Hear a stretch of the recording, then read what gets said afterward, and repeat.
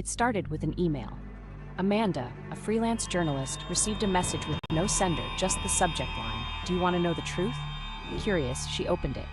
Inside was a link and a single phrase: "The Shadow Network is real." The link led to a dark website filled with grainy videos, leaked documents, and cryptic symbols. It claimed that a secret organization controlled everything: governments, corporations, even disasters. The deeper Amanda dove, the more unnerving it became. Names of missing people appeared in files, all listed under the ominous term, erased. Soon, strange things started happening. Her phone would light up with unknown numbers that hung up as soon as she answered. She noticed black SUVs parked near her apartment. One night, her laptop turned on by itself, the screen flashing the words, "Stop digging." But Amanda didn't stop. She downloaded files that hinted at experiments in mind control, weather manipulation, and mass surveillance. One document claimed, "The Shadow Network sees all. Once you've found them, they've already found you." The final straw came when she returned home to find her apartment ransacked. Her laptop and files were gone, but a single note was left on her desk: "You've been warned." Amanda tried to go public, but no one believed her. Her story was buried, her accounts frozen, her life dismantled piece by piece. One day, she vanished entirely. Conspiracy theorists now whisper about the Shadow Network and warn others. If you look for them, they'll make sure no one ever finds you. In the early 2000s, whispers began about a strange broadcast on a little-known local station, Channel 27.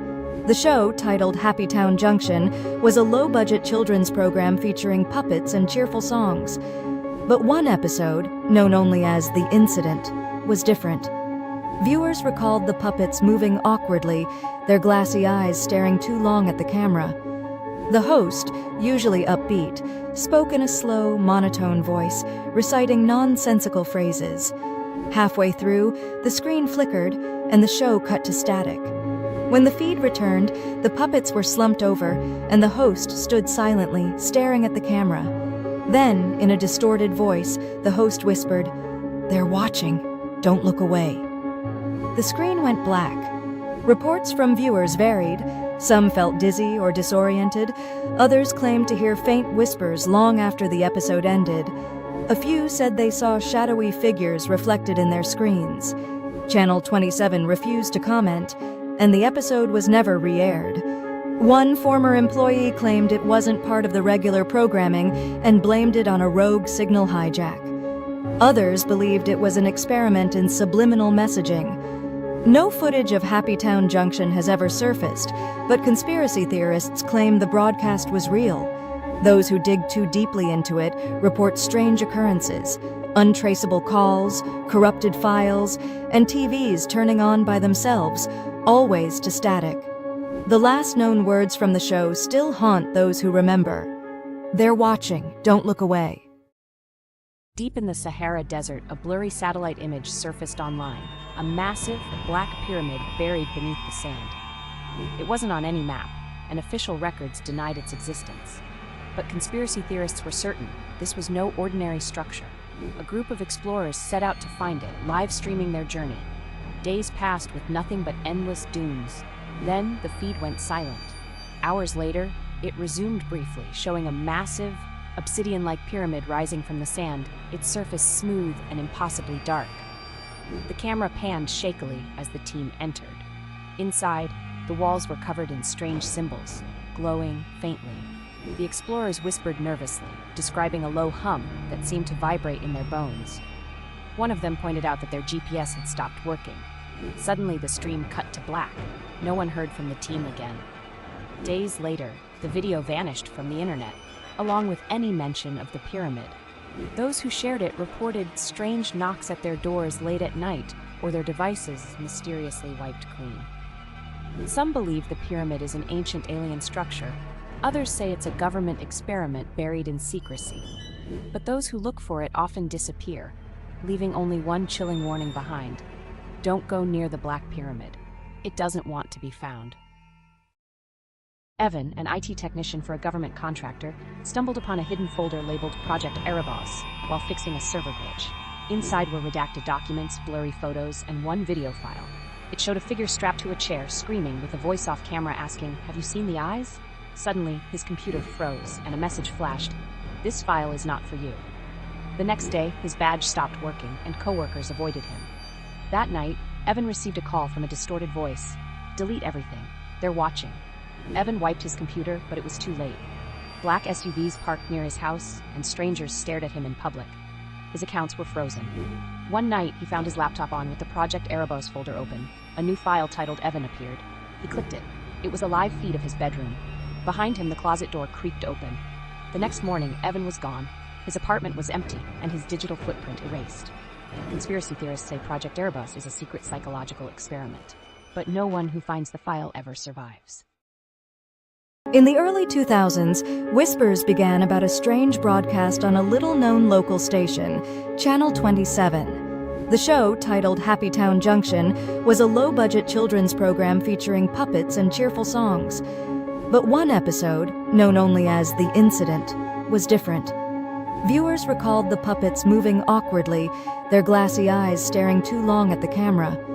The host, usually upbeat, spoke in a slow, monotone voice, reciting nonsensical phrases. Halfway through, the screen flickered, and the show cut to static. When the feed returned, the puppets were slumped over, and the host stood silently, staring at the camera. Then, in a distorted voice, the host whispered, "They're watching. Don't look away." The screen went black. Reports from viewers varied. Some felt dizzy or disoriented.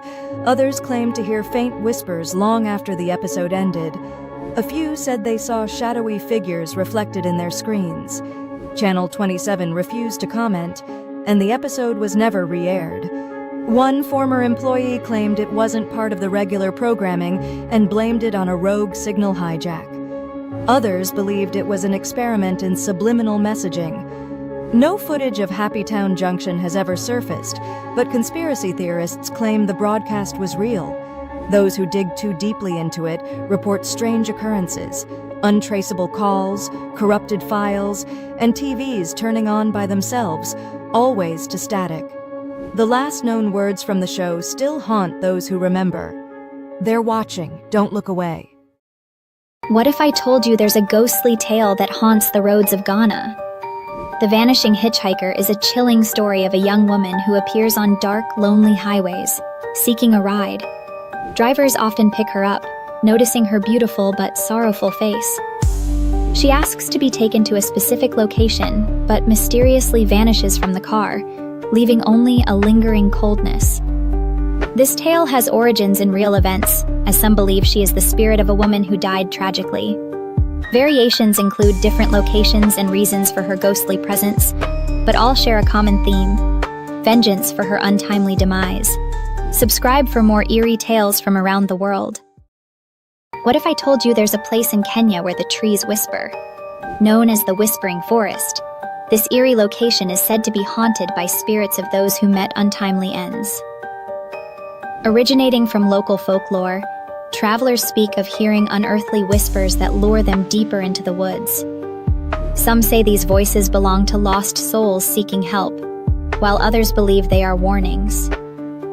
The forest's dark history is tied to colonial-era atrocities, leaving a lingering energy that haunts the living. Locals advise against entering alone after dark, as many have vanished without a trace. If you dare, tread carefully, but remember, some whispers aren't meant to be answered. Subscribe for more chilling tales. What if I told you there exists a creature in South America known as the Pishtaco? This vampire-like being is said to roam the Andes, targeting unsuspecting travelers. Legends claim that the Pishtaco preys on the blood and fat of its victims, using their essence to gain power. Originating from indigenous folklore, the myth intensified during colonization, fueled by fears of exploitation and loss. Accounts vary, with some describing the Pishtaco as a tall, pale figure, while others depict it as a monstrous spirit. In real events, unexplained disappearances in remote areas have been linked to this eerie legend. Beware, for the Pishtaco may be watching you. Subscribe for more chilling tales.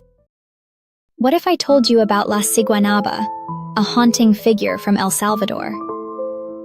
Legend speaks of a beautiful woman who lures men into the night, only to reveal her true form, a terrifying, skeletal visage. Originating from indigenous tales, her story warns against infidelity and irresponsible behavior.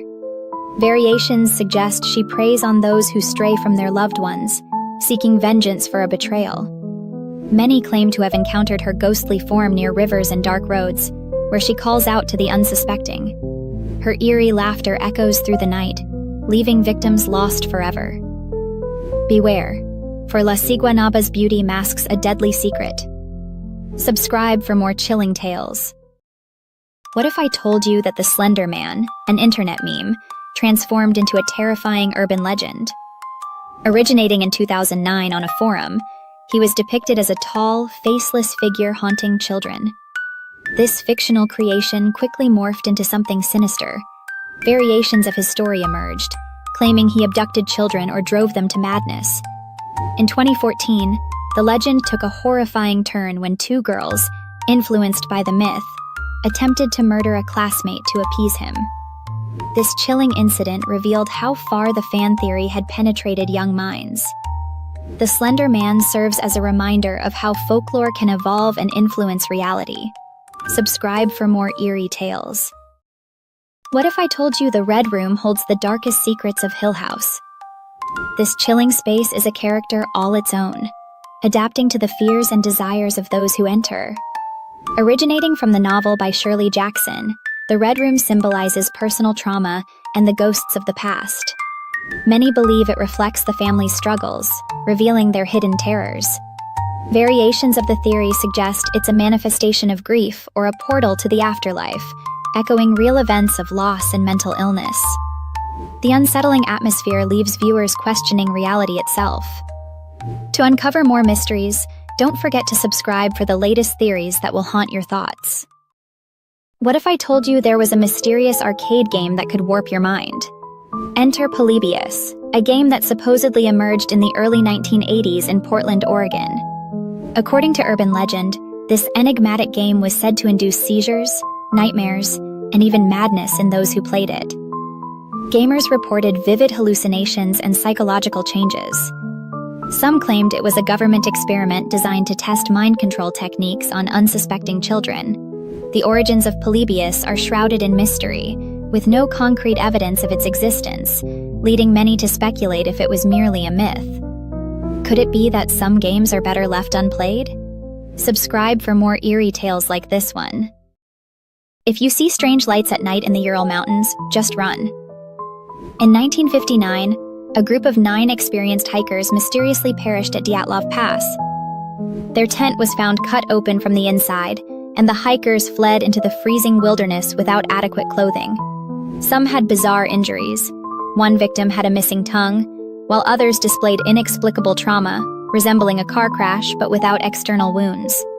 Rumors of secret military tests or Yeti encounters have fueled speculation. This chilling event remains unsolved, with theories ranging from aliens to government cover-ups. What truly happened that fateful night? Subscribe for more eerie stories. If you see the other mother at night in your dreams, just run. This character, with her button eyes and sinister smile, is rooted in deeper horrors than her whimsical appearance suggests. The theory posits that she represents a dark manifestation of parental neglect and abandonment.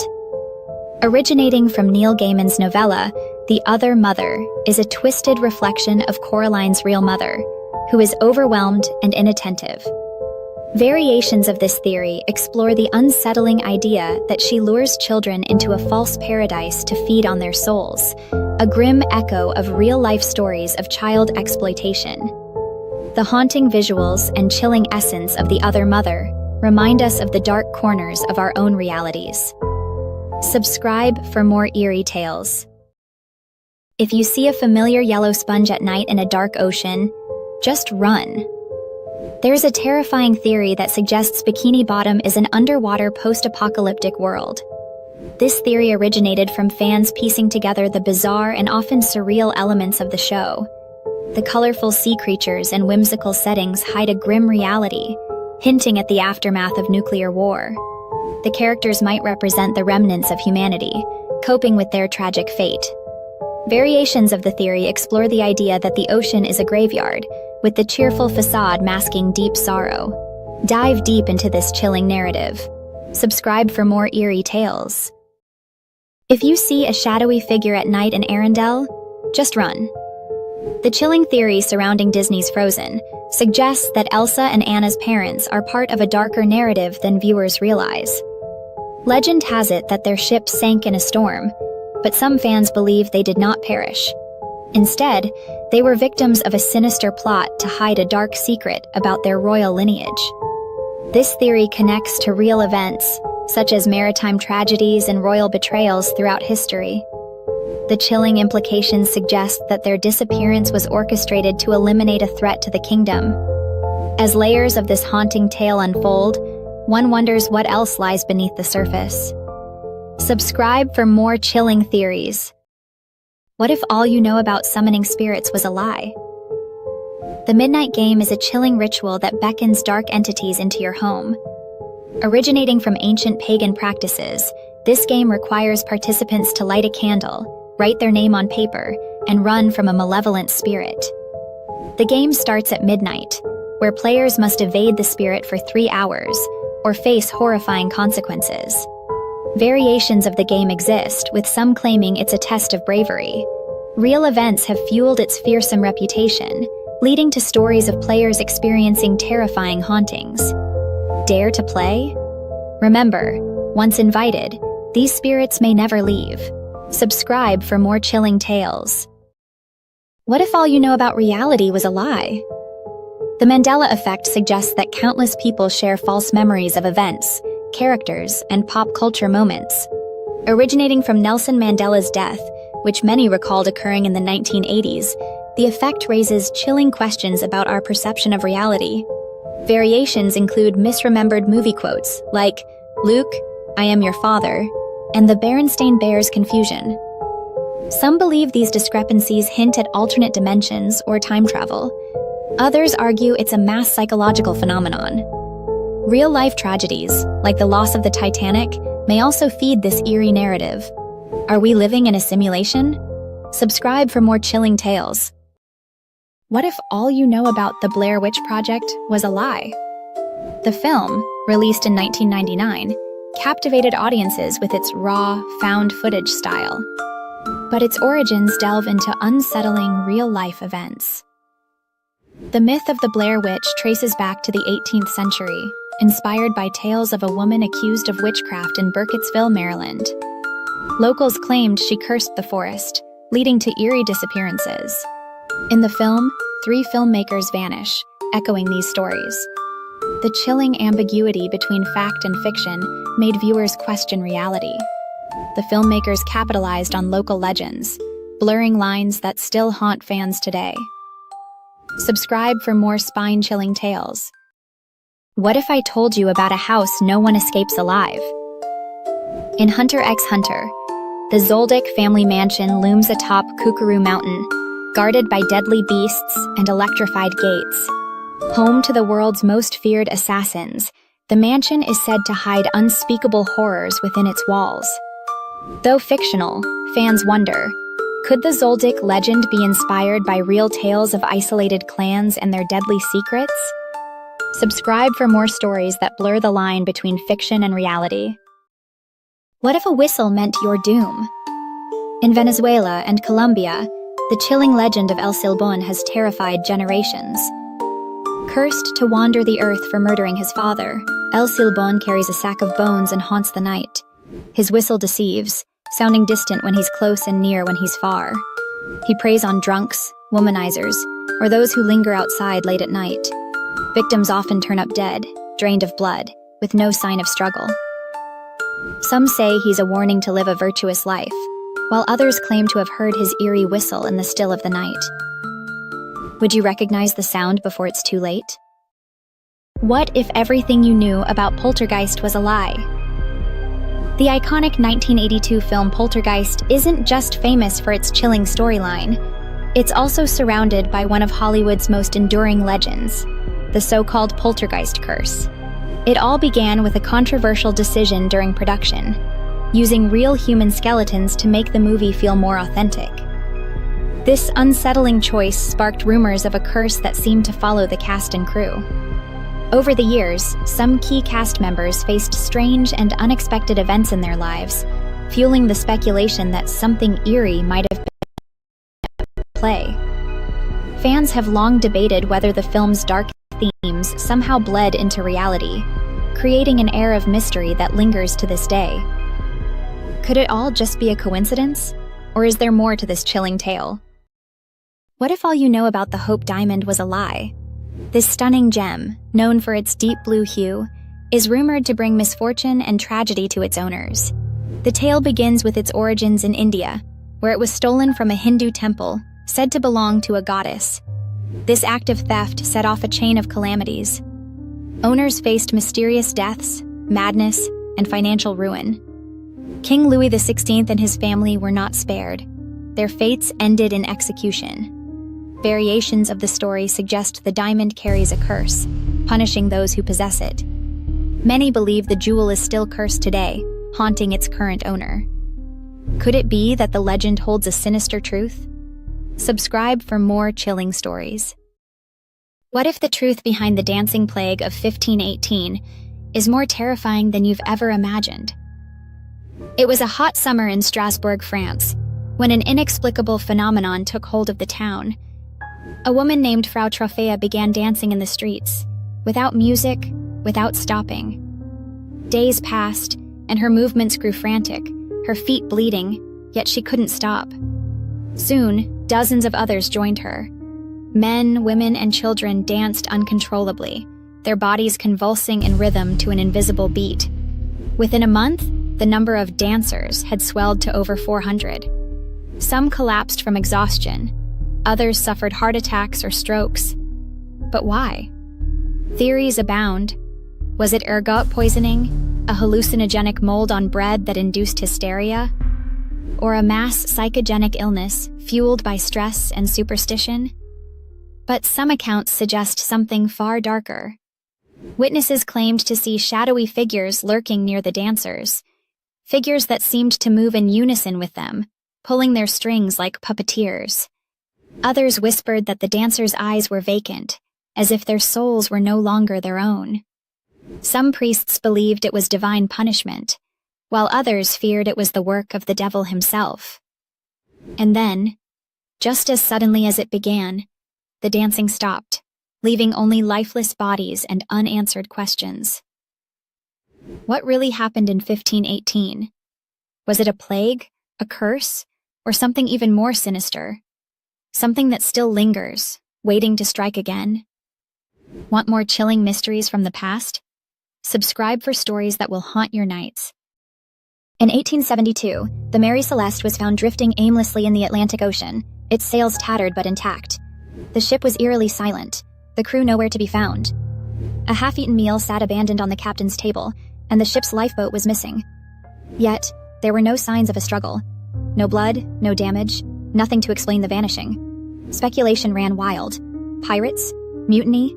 A deadly storm? But the more investigators looked, the stranger the mystery became. Personal belongings were untouched, and the ship's cargo was undisturbed. Some sailors who later boarded the Mary Celeste claimed they felt an oppressive presence, as if the ship itself was alive and watching. Legends whispered that the ship had been cursed long before that doomed voyage. Others claimed ghostly figures were seen on deck at night, and some even believed the crew had been lured away by phantom lights on the water. Whatever happened, the Mary Celeste's empty decks remain a haunting enigma. What secrets do the waves keep hidden? Subscribe for more chilling mysteries of the deep. What if all you know about the Conjuring House was a lie? Originating from real-life events in the 1970s, this infamous location is steeped in horror. The Perron family who moved in experienced unexplained phenomena, whispers, cold spots, and ghostly apparitions. Ed and Lorraine Warren, renowned paranormal investigators, were called to help. They claimed the house was haunted by a witch named Bathsheba Sherman, who once lived there and cursed anyone who dared to take her land. The family's terrifying encounters inspired chilling tales, blurring reality and fiction. Are the Warrens' claims fabricated? Or is something sinister lurking within those walls? Subscribe for more eerie stories. Sarah moved into a new apartment, delighted at the cheap rent and central location. The landlord had only one rule: never open the door to the locked room at the end of the hall. Sarah agreed, but her curiosity gnawed at her. One night, she found the key under the kitchen sink. She hesitated, then slid it into the lock. The door creaked open, revealing an empty, windowless room, or so she thought. Shadows seemed to gather in the corners, and as she stepped in, the door slammed shut behind her. Her screams echoed through the building. The next tenant was told the same rule and never questioned why the rent was so low. Kevin hated the old house his family had moved into.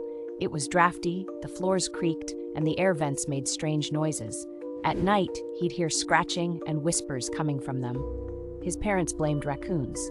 One night, the whispering turned into words, "Let me out." Kevin, thinking it was a prank, peered into the vent with a flashlight. Two glowing eyes stared back. Before he could scream, a hand shot out, dragging him into the darkness. His parents found the vent cover torn off and Kevin's room empty. They never heard whispers again, but the scratching continued. Emma's birthday began with excitement, her friends surrounding her as she tore open presents. Among the colorful wrapping was a small porcelain doll with glassy eyes that seemed to follow her every move. Initially charmed, Emma soon found the doll unsettling. Its gaze felt too intense, almost alive. She named her Clara and placed her on the shelf where Clara could oversee the room. That night, Emma awoke to a soft thudding sound. The doll had shifted a few inches on the shelf. Its head turned slightly as if watching her sleep. Dismissing it as a trick of the light, she fell back asleep. But the thumping returned each night, growing louder. An insistent reminder of the eyes that seemed to know her secrets. One evening, she caught a glimpse of Clara's reflection in the glass. The doll's smile appeared wider, almost mocking. Fear gnawed at Emma, yet she couldn't bring herself to part with Clara. On the final night, she woke to find Clara sitting on her bed, eyes wide and empty. In a panic, Emma grabbed the doll, throwing it into the closet. The next morning, she discovered her parents were gone, leaving nothing but a note saying they could no longer watch her. Clara was now free, her watchful eyes finally without human restraint. In the center of the park stood an ancient tree that locals claimed could speak. At night, children dared each other to approach it. When Lucy leaned in close, she heard faint whispers promising to grant her deepest wish. She wished for her brother, lost in a tragic accident, to return. The next morning, he stood at her door, but something was wrong. His eyes were empty, his movements jerky. That night, the tree whispered again, demanding payment for its gift. Lucy's screams echoed through the park as the tree's roots pulled her beneath the soil.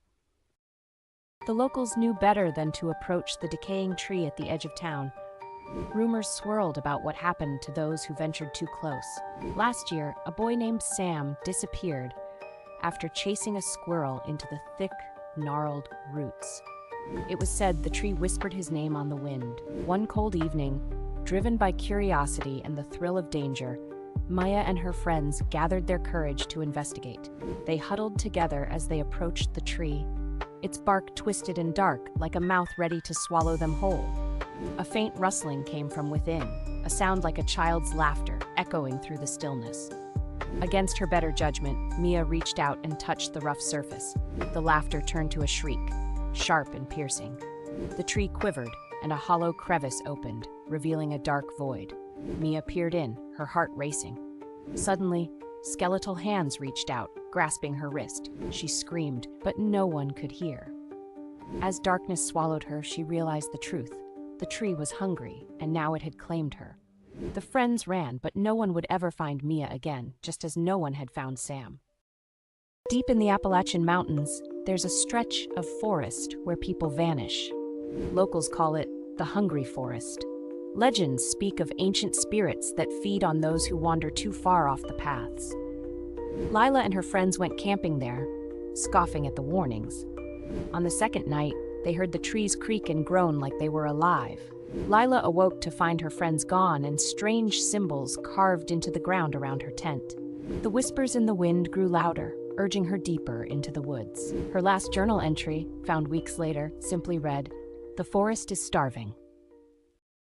In the village of Eldergrove, a thick, shimmering mist rolled in one fateful evening, swallowing homes and streets in its eerie embrace. The villagers, accustomed to its whispers, dared not venture outside. But as dusk fell, a group of children, drawn by a strange allure, crept into the fog. They giggled, unaware of the shadows lurking beneath. As they wandered deeper, the laughter faded, replaced by a soft, haunting melody that seemed to beckon them onward. Suddenly, the mist parted, revealing an ancient well. Its stones, slick with moisture, glistened under the faint light. One child, a girl named Clara, felt an inexplicable urge to peer inside. The moment she leaned over, the melody intensified, transforming into anguished cries. Startled, her friends rushed to her side, but the well had begun to pulsate, the fog swirling faster around them. As they stumbled back, Clara's eyes widened in horror. From the depths, ghostly figures emerged, their faces twisted in despair. They were the lost villagers, trapped for generations, their secrets now laid bare. The children screamed, but the mist thickened, sealing their fate. Eldergrove would never forget that night, where the past clawed its way back, forever entwined with the living. Lena inherited her grandmother's old house, a crumbling relic in a forgotten part of town.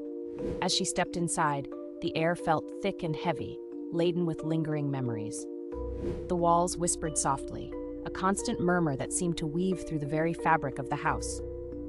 At first, she dismissed it as the sound of the wind, but as night descended, the whispers grew clearer, forming words she couldn't quite catch. Curiosity turned to dread when she began to hear her name, drawn out in a breathy, pleading tone. Lena, it beckoned, echoing through the dimly lit rooms. She followed the sound, heart racing, to a locked door at the end of a narrow hallway. The whispers escalated into frantic cries. With trembling hands, she forced the door open, revealing a dusty nursery filled with forgotten toys. The air turned icy, and the whispers stopped abruptly. In the silence, she spotted a small figure in the corner. A girl, pale and hollow-eyed, stared back at her. "Help me," she rasped. Lena reached out, but as her fingers brushed the girl's hand, the figure vanished, leaving only a fading whisper. "You should never have come here." The walls resumed their murmurs, now laughing, as Lena realized she was never truly alone. What if I told you the word abracadabra wasn't just a magician's trick, but an ancient spell tied to forces we barely understand? A word whispered through centuries, carrying a power both feared and revered. Its origins are cloaked in mystery. Some believe it comes from the Aramaic phrase, "I create as I speak," spoken to invoke creation or destruction. Others link it to Abraxas, a name tied to ancient demons and forbidden secrets. In the 2nd century, Roman healers used it in rituals to banish sickness. They wrote it in a triangular pattern, the letters vanishing line by line, as if erasing a curse, or calling something darker into being. But what if abracadabra was never meant for healing? What if its true purpose was to summon forces lurking in the shadows, waiting to answer when we speak its name? If this sends chills down your spine, subscribe now and join us as we explore more tales of the unknown. In the center of a sleepy village, there was a well said to be cursed. Long ago, it was used to drown those accused of witchcraft. The townsfolk warned against going near it, but Kyle, ever the skeptic, decided to investigate. He lowered a flashlight into the well, peering down. He swore he saw movement, a pale hand reaching up. Before he could react, he was yanked inside. The villagers heard his screams echo through the night. The next day, the well was dry, and Kyle's name was etched into the stone. When the Thompson family moved into Willow Lane, they were greeted by an unsettling silence. The houses around them, once lively with laughter and chatter, now stood eerily still. Days turned into weeks, and the Thompsons noticed something strange. Not a single neighbor ever ventured outside. Curious yet unnerved, they peered through their windows, hoping to glimpse their silent neighbors. Yet each time the curtains remained drawn. One evening, as shadows lengthened, a distant scream echoed through the night, chilling their bones. The next morning, the Thompsons learned from the local storekeeper that the entire block had been abandoned for years. Confused, they rushed home, only to find their front door ajar. Inside, the air was thick with dread. Their belongings were untouched, but the house trembled with an unearthly presence. Suddenly, a shuffling sound emerged from the basement. Heart pounding, they crept down the stairs, flashlight shaking in hand. What they found was a room filled with lifeless bodies, their faces frozen in terror. It became clear. The neighbors hadn't just disappeared, they had been taken. And as they turned to escape, the door slammed shut behind them, sealing their fate. There's a serene lake deep in the woods that's said to be cursed. The locals warn that anyone who swims in it disappears. Fiona didn't believe the stories and decided to take a dip on a dare. As she swam, the water grew colder, and the surface began to ripple unnaturally. She felt hands grasping her legs, pulling her under. Her friends heard her screams but saw nothing except bubbles rising to the surface. The next morning, the lake was perfectly still, but Fiona's face stared back at them from beneath the water. The Parkers were thrilled to move to Silent Grove, a small, peaceful neighborhood surrounded by towering trees. The homes were beautiful, each one with a cozy front porch and neat yard. But from the first day, something felt wrong. The neighbors never appeared. Not once did anyone walk their dog, trim their hedges, or even step out to get the mail. The Parkers tried to make sense of it, chalking it up to the small-town tranquility, but the stillness began to feel oppressive. One evening, as dusk settled in, the wind carried a strange sound, a low, rhythmic thumping, like something heavy being dragged across the ground. The Parkers thought it came from the house next door and decided to investigate. The door was ajar. They hesitated, then stepped inside. The house was cold, unnaturally so. The furniture was covered in dust, and the air felt stale. The thumping sound grew louder as they moved deeper into the house, leading them to the basement door. With a sense of dread, they opened it. In the basement, a dim light flickered. The walls were lined with strange symbols, and in the center of the room were rows of wooden chairs. Sitting in each chair was a figure, lifeless but somehow aware, their eyes wide open, staring at the Parkers. Suddenly, the basement door slammed shut and the room fell silent. The Parkers turned, but it was too late. Their reflection in the basement mirror was no longer their own, it was the face of a stranger. Silent Grove had claimed them. The Mitchells were excited to move into their new home on Hawthorne Hill, a quiet street with old Victorian houses. The neighborhood looked perfect, peaceful, and secluded, but something felt off from the start. The streets were eerily empty. The neighbors' houses were well kept, yet no one was ever seen outside. The Mitchells thought it was odd, but dismissed it, until one evening when they noticed a faint glow from the house next door. Curious, they approached and found the door slightly open. Inside, the house was cold and silent. Dust covered every surface, but the furniture looked untouched. A grandfather clock ticked louder than it should have, and the stillness felt unnatural. The Mitchells felt a strange pull toward the basement. As they descended the stairs, the dim light revealed old photographs on the walls, each face blurred, as if erased. The basement door slammed shut behind them. Suddenly, a whisper filled the air. "You're not supposed to be here." Before they could react, the walls seemed to close in. The Mitchells tried to scream, but their voices were swallowed by the house. It dawned on them. They hadn't moved into a quiet neighborhood. They had moved into a place where time had stopped, and the residents had vanished, leaving only their memories behind. And now, the Mitchells had joined them, trapped in the house on Hawthorne Hill. When Sam moved into his fixer-upper, he noticed odd things. Creaks in the ceiling, missing food, faint footsteps at night. He chalked it up to the house settling. But one evening, he found a handwritten note on his nightstand that read, "Thank you for letting me stay." Terrified, Sam searched the attic and found a makeshift bed and discarded wrappers. He moved out the next day, but not before installing a hidden camera. Reviewing the footage, he saw a gaunt figure staring down at him through the attic door, smiling.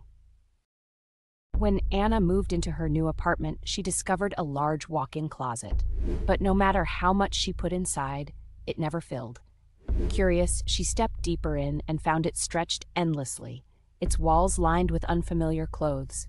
She tried to turn back but couldn't find the entrance. The farther she walked, the darker it became. Then she heard the faint rustling of fabric, followed by a voice whispering her name. Weeks later, her landlord opened the closet to find it empty, except for a single shoe and her phone playing a faint recording. "Help me." Matt's hotel room was ordinary at first, a bland bed, beige walls, a small TV. But as the night progressed, the layout seemed to shift. The bed moved closer to the door, the wallpaper patterns changed, and the TV displayed static faces that whispered his name. He tried leaving, but the door led back into the room. Panicking, Matt smashed the window only to find another wall behind it.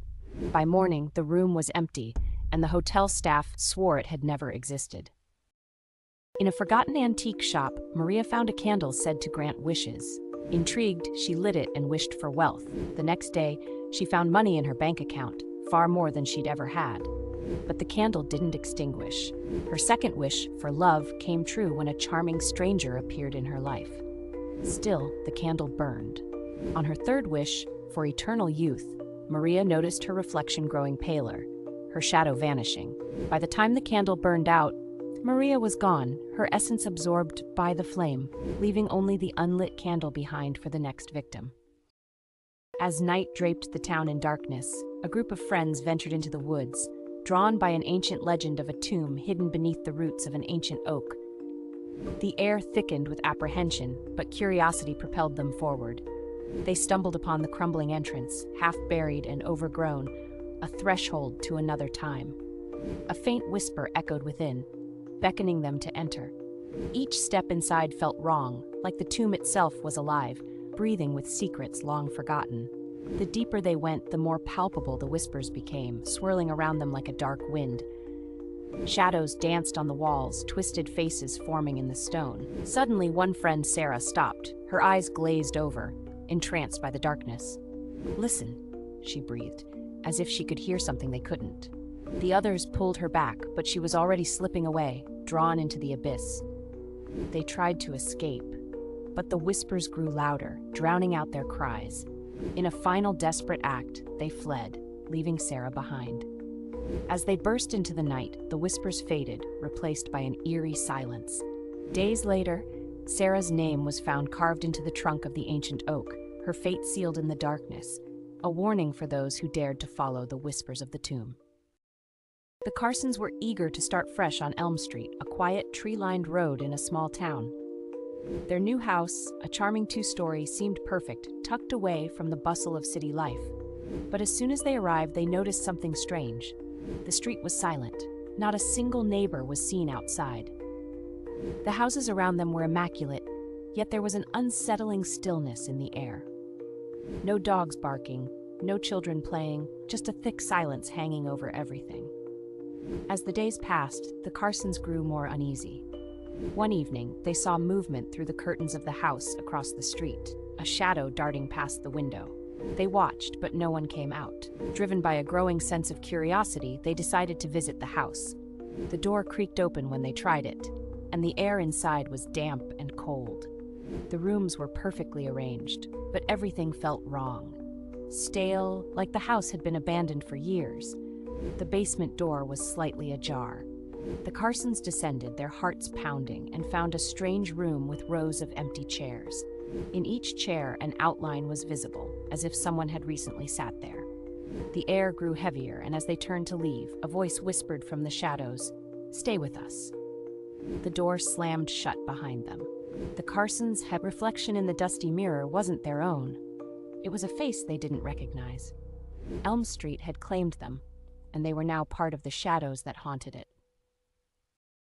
The Miller family was excited to move into their new home on Pine Ridge. The house was charming, tucked away at the edge of the woods, with a spacious yard and friendly neighbors.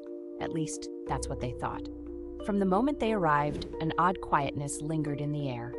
The neighbors' homes were pristine, but no one was ever outside. No cars in driveways, no sounds of life, just stillness. Days turned into weeks, and the Millers began to feel like they were being watched. But every time they looked outside, the streets were empty. One night, as the wind howled through the trees, a soft, distant whisper caught their attention. The Millers couldn't pinpoint where it was coming from, but the voice was unmistakable. "Help us."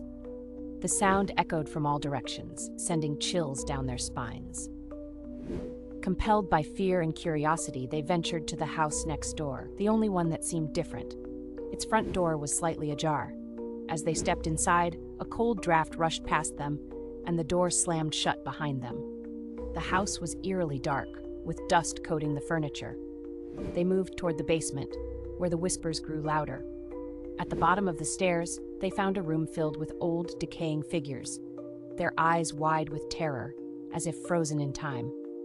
In the center of the room was a mirror, reflecting not their own faces, but the faces of the long-gone neighbors. As the Millers turned to flee, the whispers turned to screams. Too late. The door locked behind them, and Pine Ridge claimed another family. In the dim light of her grandmother's attic, Sarah discovered an ornate music box, its surface dust-coated and forgotten. She felt an irresistible urge to wind it up. As the delicate mechanism clicked, a haunting melody filled the air, echoing through the empty house. An eerie chill swept over her, and shadows danced along the walls. The music played on, growing louder, wrapping around her like a shroud. As the last notes faded, Sarah thought she heard a whisper, soft and sorrowful. "Help me." Heart racing, she searched the attic for the source. It was then she noticed a faded portrait of a woman resembling her grandmother, eyes hollow with despair. The whispers intensified, now a cacophony, each one pleading for release. Frozen in fear, Sarah felt a sudden gust of wind. The attic window flung open, sending her tumbling backward. The music box rattled violently. In that moment, a figure emerged, a specter of the woman from the portrait, her face twisted in rage and sorrow. "You woke me," she screamed. The melody resumed, but this time it was a dirge, drowning out Sarah's screams, sealing her fate as the next keeper of the cursed tune. Every evening, thick fog rolled through the town, but one night it was different. Emma noticed a figure standing motionless outside her window, barely visible through the mist. Thinking it was a trick of the light, she went to bed. But the next night, the figure was closer. On the third night, it stood at her front door, its outline more distinct, a tall man with no face. Emma called the police, but they found nothing. The following morning, Emma's bed was empty, her room filled with an eerie, lingering mist. It started when Mallory bought the antique mirror at a garage sale. It was tall, gilded, and seemed to shimmer even in the dimmest light. That first night, she noticed movement in the reflection. Just a flicker, she told herself, probably her tired eyes playing tricks. But by the second night, it was unmistakable. A figure, just beyond the frame, watching. Mallory tried covering the mirror, but the shadowy figure seeped through the edges of the cloth. One night, she awoke to the sound of whispers and found the mirror uncovered, the figure now closer, almost stepping out. Her own reflection was gone. The next morning, Mallory disappeared, leaving the mirror behind. The next family who purchased it found her shadow staring back at them. What if I told you about the Tokoloshi, a notorious creature from South African folklore? This mischievous spirit is said to be a small, hairy humanoid, often described as having a huge head and glowing red eyes. Originating from Zulu mythology, the Tokoloshi is believed to crawl into the beds of unsuspecting victims, causing nightmares and sometimes even death. Its lore varies, with some tales saying it can be summoned by witches, or that it can be controlled with a wooden peg placed under the bed. In reality, the Tokoloshi reflects deep-seated fears in society, often intertwined with real events of unexplained misfortune. Could it be that the Tokoloshi truly lingers in the shadows? Subscribe for more haunting tales. Ben found an old radio in his attic, still functional despite its age. Late at night, it would turn on by itself, emitting static. One night, through the white noise, he heard his deceased mother's voice calling his name. He tried speaking back, and the voice grew clearer, begging for help and warning him to leave the house. Ignoring the warning, Ben listened for hours. The next morning, the radio was gone, and so was Ben. All that remained was static echoing through the house. The night was still, as Clara knelt before the weathered tombstone, her breath visible in the chill. It had been years since she visited her grandmother's grave, but the locals whispered of strange happenings in the cemetery. They said it was haunted, cursed even, but Clara dismissed those tales as mere folklore. Tonight was different. She had come to perform the last rites, to seek closure. As she recited the words, an unnerving wind swept through the trees, rustling the leaves like whispers. Suddenly, she felt a presence, cold and watching. The air thickened and her heart raced. Clara glanced up, startled to see shadows shifting among the graves, figures cloaked in darkness with hollow eyes fixed on her. Panic surged within her. She hurried to finish the rites, but the shadows drew closer, their outlines now distinct. A voice, raspy and echoing, called her name. "You shouldn't have come here," it warned. Clara's hands trembled as she completed the incantation, but it felt futile. The last words echoed, and the shadows lunged, pulling her into the earth. As silence fell, the grave stood unmarked, yet a new figure loomed, waiting for the next visit, for the next last rites. The Tanners had always dreamed of a quiet life, so when they found a charming cottage on Ashwood Lane, they were thrilled. The street was lined with tall trees, and the houses seemed to glow warmly under the setting sun. But the moment they moved in, something felt wrong. The neighbors' homes looked perfect, yet no one ever appeared outside. The street was always silent, with not a sound to be heard, not even the rustle of leaves in the breeze. The Tanners assumed it was just a peaceful area, but as days went by, their unease grew. One evening, as the sun dipped below the horizon, the Tanners noticed a light flickering in the house across the street. They walked over, drawn by curiosity, and found the front door slightly ajar. Stepping inside, they felt an immediate coldness, as if the house itself was holding its breath. The living room was meticulously clean, but it felt like no one had lived there for years. The only sound was the faint ticking of a clock, its hands frozen in time. As they explored, they found a door leading to the basement. The stairs creaked underfoot as they descended. In the basement, they found a small, dimly lit room with a single chair in the center. Scattered around it were old, faded photographs, each one depicting a smiling family member, but their faces were scratched out. The Tanners turned to leave, but the door slammed shut. A whisper filled the room, "Stay with us." The Tanners tried to scream, but their voices were lost in the silence. The house had claimed them, and Ashwood Lane would never be the same again. It appeared overnight, a carnival on the edge of town that no one remembered arriving. Bright lights and haunting music lured in visitors. Amy and her friends decided to explore it, excited by the strange rides and games. But as the night went on, they realized something was wrong. The rides operated without attendants, the food tasted like ash, and the other patrons had hollow, glowing eyes.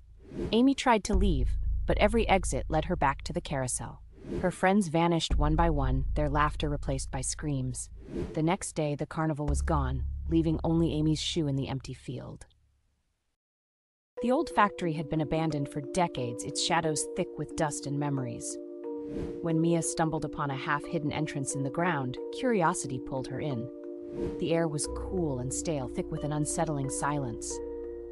As she ventured deep, the faint sound of dripping echoed in the distance. Her flashlight flickered, casting eerie shapes on the crumbling walls. Each step seemed to provoke the darkness, filling her with a sense of dread. Suddenly, the echoes began to shift, whispers that felt almost familiar, as if someone was calling her name. "Mia, come closer." Heart racing, she pressed on, convinced it was her brother, lost in the depths years ago.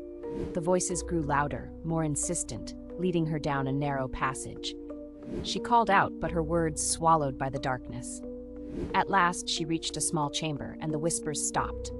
A chill ran down her spine as she realized she wasn't alone. Shadows writhed along the walls, forming the shape of her brother, eyes hollow and pleading. But as she reached out, a cold hand gripped her ankle, pulling her down into the abyss where the echoes now belonged to her.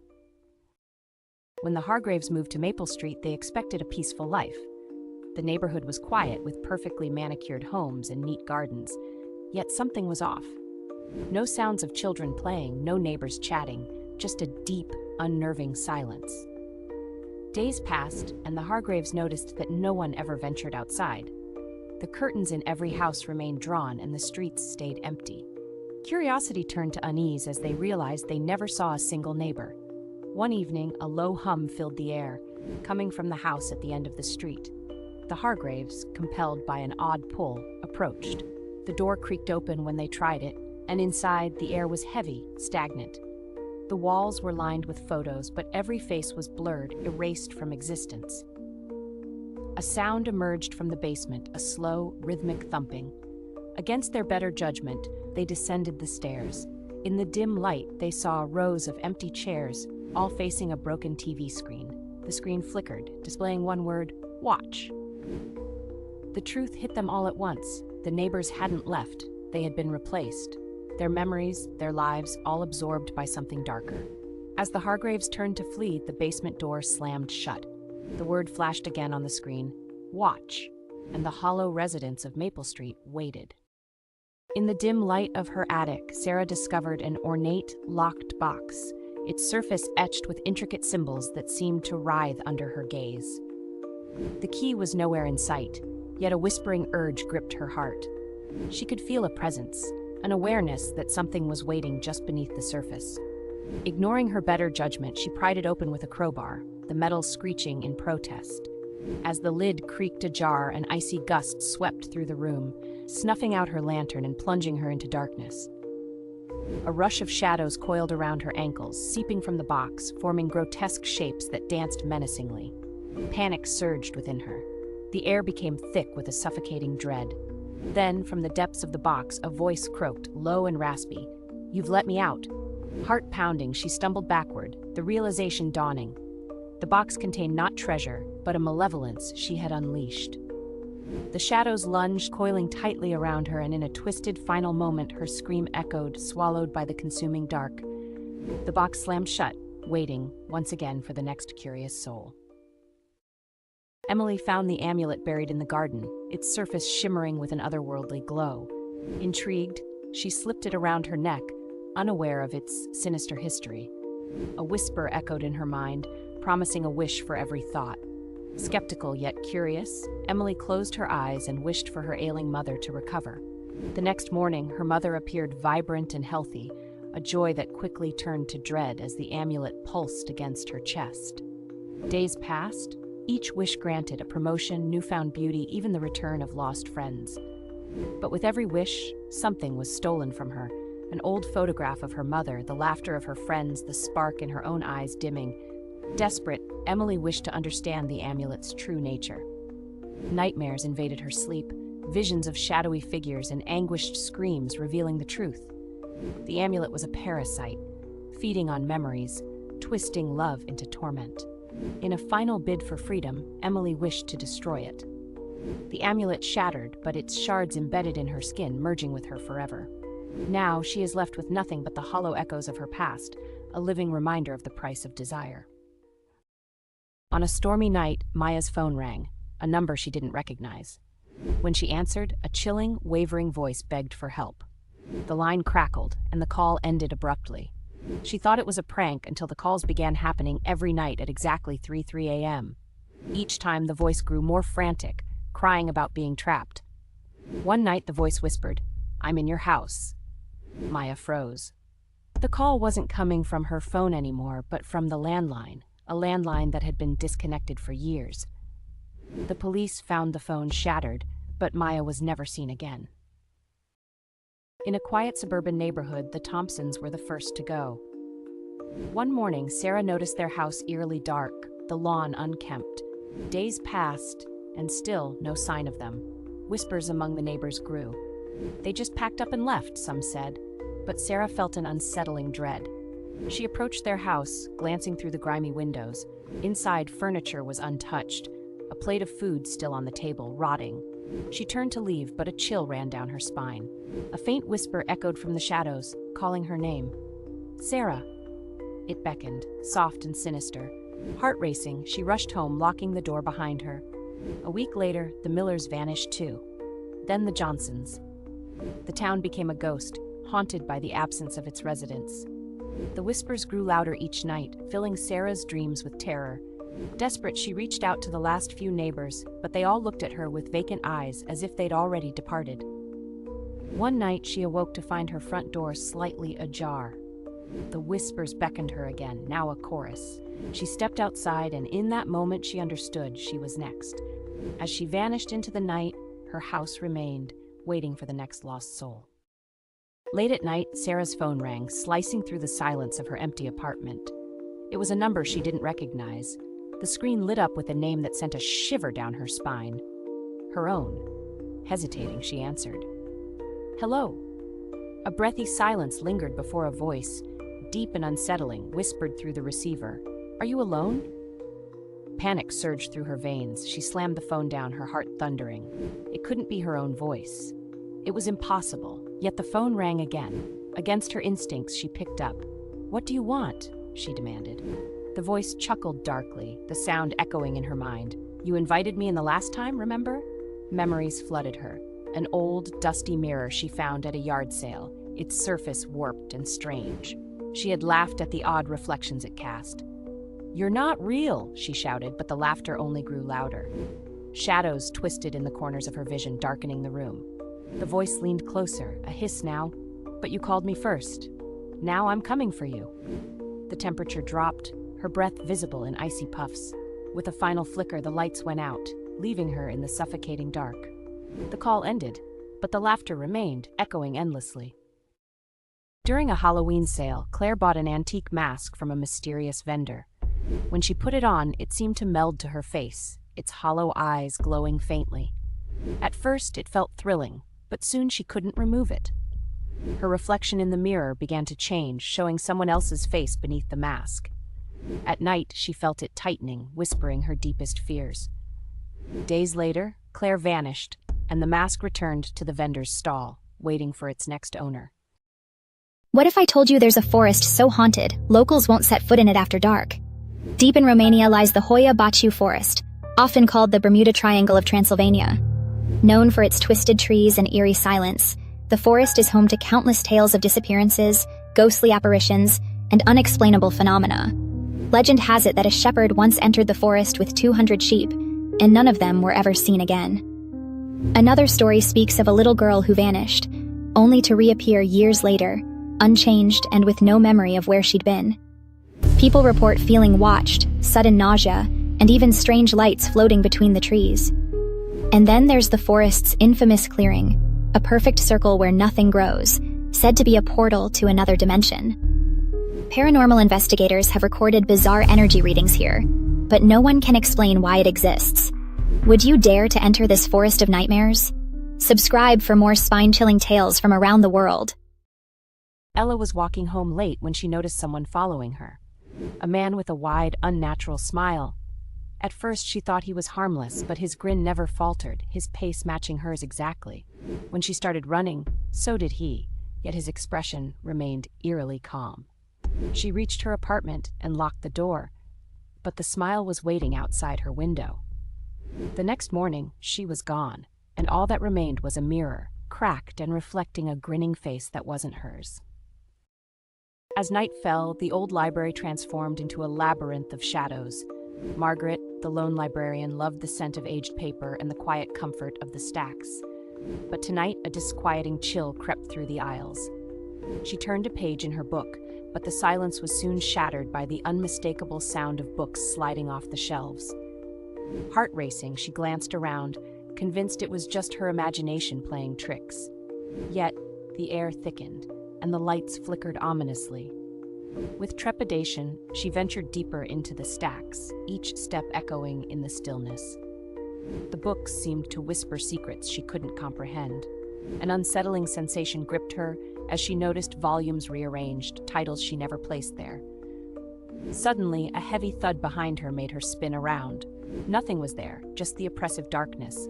But when she turned back, the books were in disarray again, forming a clear path towards a forgotten corner of the library. Curiosity outweighed fear, and Margaret followed. She stumbled upon an ancient tome, open to a page depicting a shadowy figure. Her blood ran cold as she felt cold breath on her neck, realizing too late that she was never alone in the library. In a small town, there's a staircase in the woods that's been there as long as anyone can remember. It's pristine, with no sign of wear or connection to any building. The locals warn against climbing it, but thrill seekers can't resist. Jason and his friends decided to test the legend. The first step felt like stepping into another world. The air grew colder, the sounds of the forest faded. As Jason climbed higher, he noticed his friends growing smaller, as if they were miles away.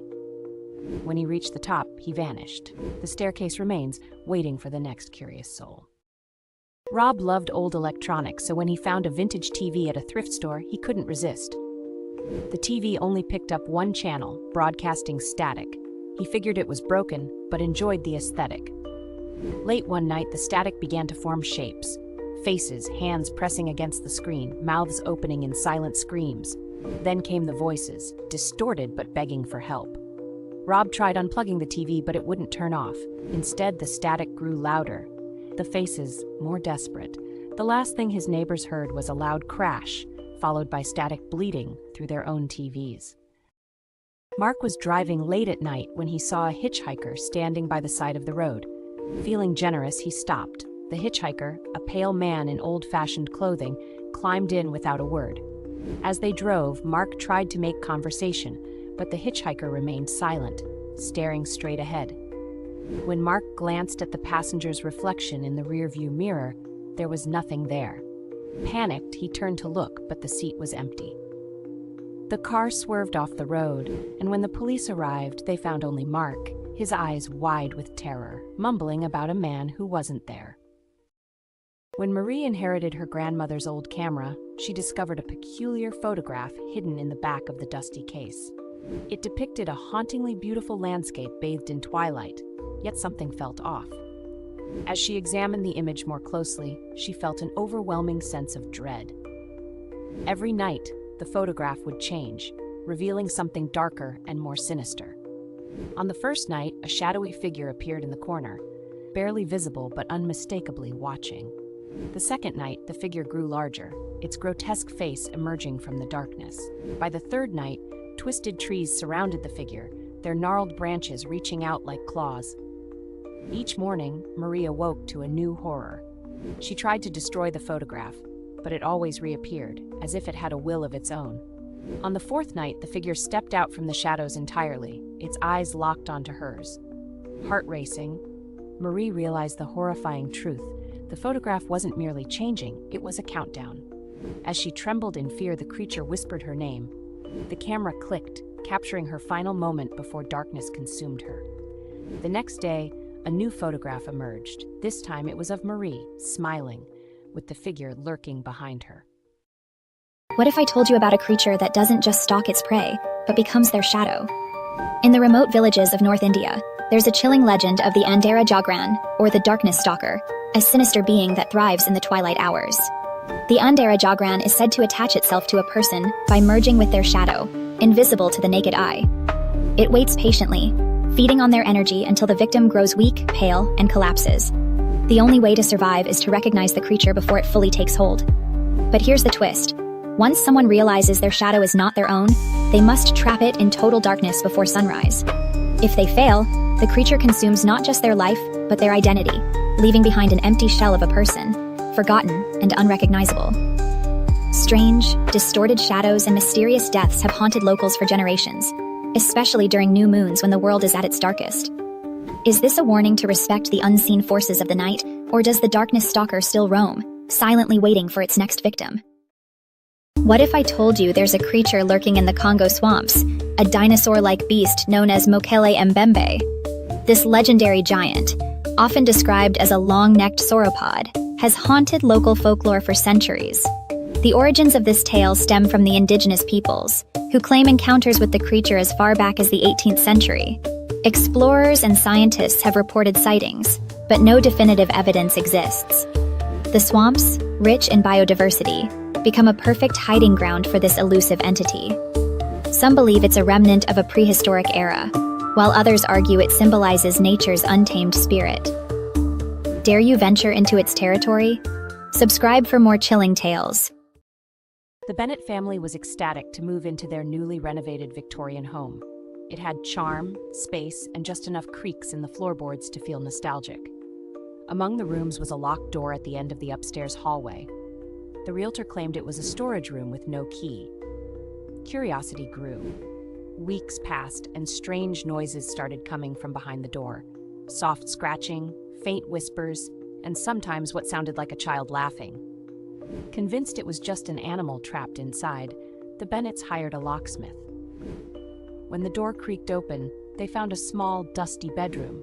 Toys were scattered on the floor, and the wallpaper was peeling, revealing a name etched repeatedly beneath it: Lila. Their daughter Emily grew obsessed with the room, spending hours talking to someone they couldn't see. She insisted Lila was her new friend. At first, they dismissed it as imagination, but when Emily began waking with scratches on her arms, they grew concerned. One night, a loud crash from the locked room jolted them awake. Rushing inside, they found Emily sitting in the dark, smiling. "Lila says you can stay," she whispered. Behind her, the wallpaper peeled away, revealing hundreds of names scratched into the walls.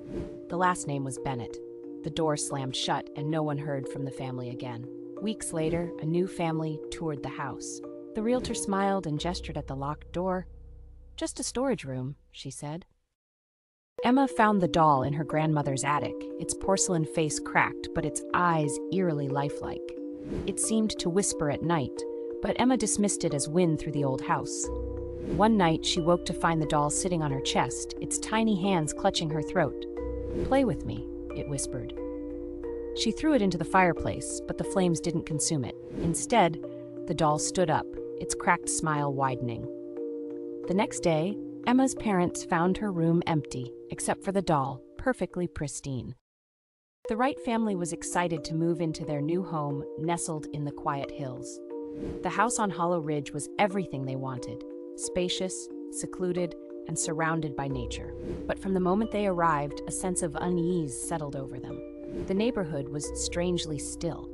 The other houses were pristine, but not a soul was ever seen.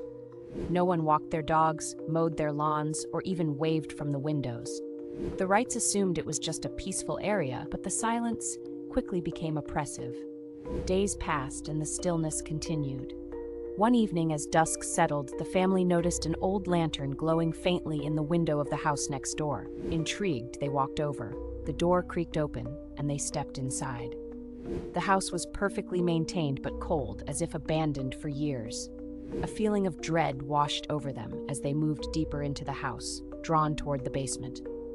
They opened the door and descended into the darkness, only to find an empty room with a single wooden chair in the center. On the walls were countless portraits, but each face had been scratched out, leaving only blank eyes staring back at them. Suddenly, the door slammed shut, trapping them inside. A whisper echoed from the shadows, "You're home now." The Wrights turned to flee, but their own faces were now among the portraits on the walls. Hollow Ridge had claimed them, just as it had claimed the others before them. In an abandoned mansion, Max discovered a painting of a woman whose eyes seemed to follow him. Intrigued, he took it home. That night, he heard footsteps in his hallway and found the painting hanging above his bed, though he'd left it in the living room. The woman in the portrait now had a faint smile, and her hand seemed to reach out of the frame. By morning, Max was gone, his face now part of the painting, while the woman's smile widened. Driving home late at night, Paul took a shortcut through a desolate stretch of road. After hours of driving, he realized he hadn't seen any signs or landmarks. The road seemed endless. His gas gauge neared empty, and his phone had no signal. He turned around, but the scenery remained the same: pitch-black trees and a winding road. Exhausted, he pulled over and fell asleep. When he woke up, he was in his bed, his car keys on the nightstand. But his car was never found, and Paul never took that shortcut again. Sarah had always felt uneasy in her grandmother's old house, an eerie structure that groaned like a living thing. With its warped door and dusty corners, had long been a source of frightful stories. One stormy night, a thunderclap jolted her awake, and she heard it, a faint whispering, as if someone was beckoning her from above. Heart racing, she tiptoed across the creaking floorboards, the whispers growing clearer, almost urgent. "Come up, come play," they lured. Against her better judgment, she reached for the attic door, twisting the rusty knob as it creaked open. The air inside was thick, stale, and heavy. Shadows danced in the dim light of her phone. The whispers became frantic, echoing off the walls, a cacophony of voices pleading and mocking. Suddenly, a cold breeze swept through, extinguishing her light. The whispers turned into anguished screams surrounding her, enveloping her in darkness. Panic surged as she stumbled back, her heart pounding. But as she turned to flee, she felt a hand, icy and unforgiving, grasp her wrist. The whispers fell silent, the attic door slammed shut, and Sarah was never seen again, a lost voice among the shadows. The Carters moved into the old farmhouse on Willow Lane, enchanted by its rustic charm. The neighbors avoided discussing its history, offering only one warning: keep the barn locked at night. At first, life was peaceful, but one evening, a faint light appeared in the barn, a lantern flickering in the darkness. John Carter went to investigate and found the barn door ajar. Inside, the lantern hung from a beam, swinging gently.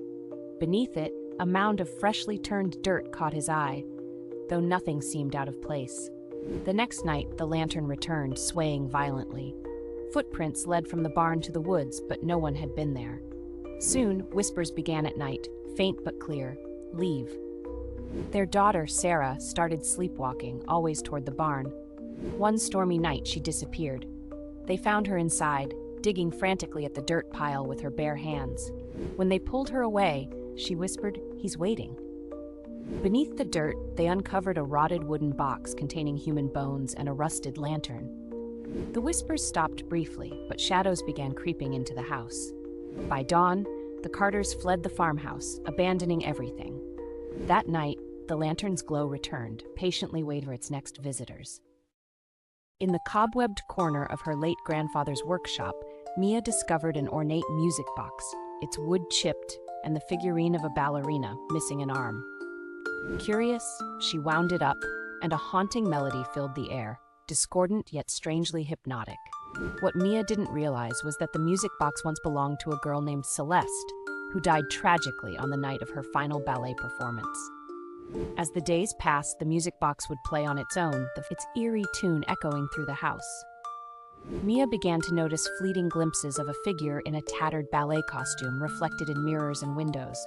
She found herself inexplicably drawn to dance, her movements mirroring routines she'd never learned.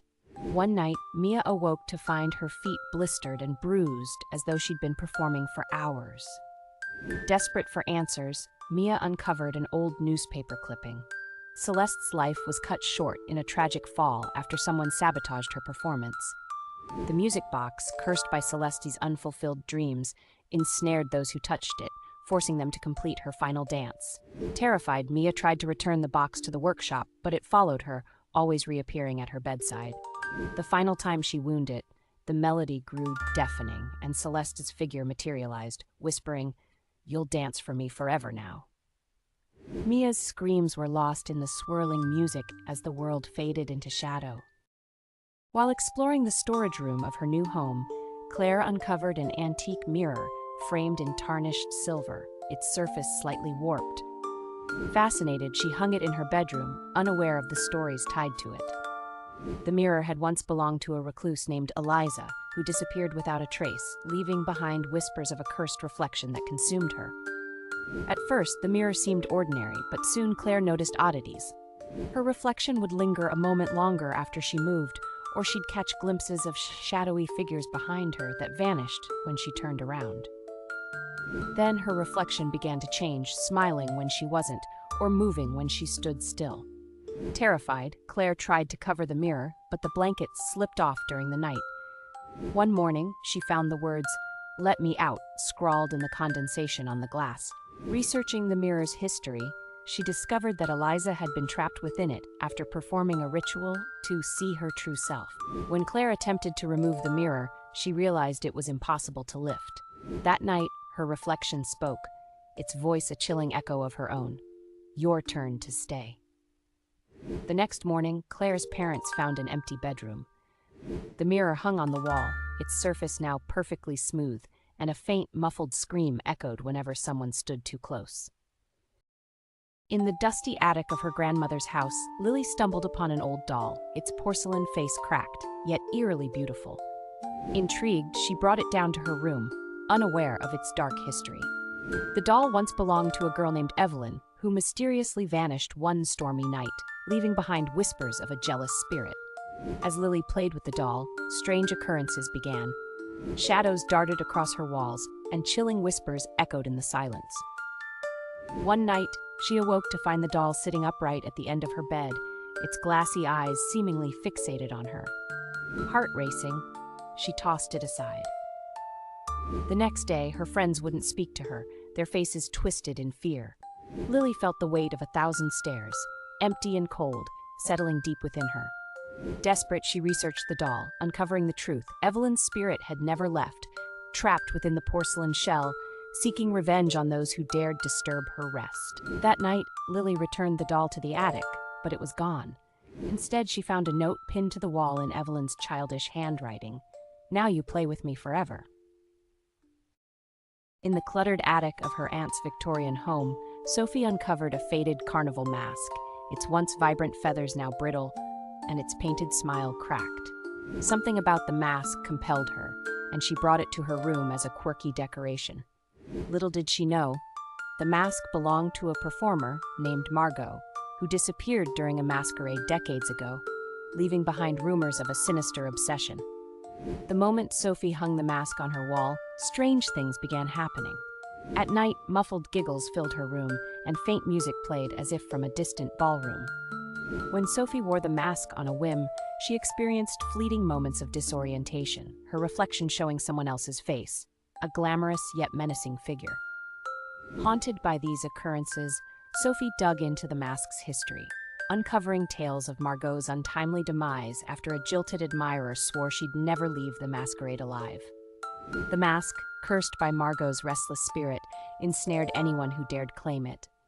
One evening, Sophie awoke to find herself dressed in an old-fashioned gown, the mask fixed to her face. Her reflection now stared back with Margot's mocking smile. Sophie tried to destroy the mask, but it always reappeared, and every morning she found herself more and more like Margot. The final message, scrawled on her bedroom wall in lipstick, sealed her fate. The show must go on.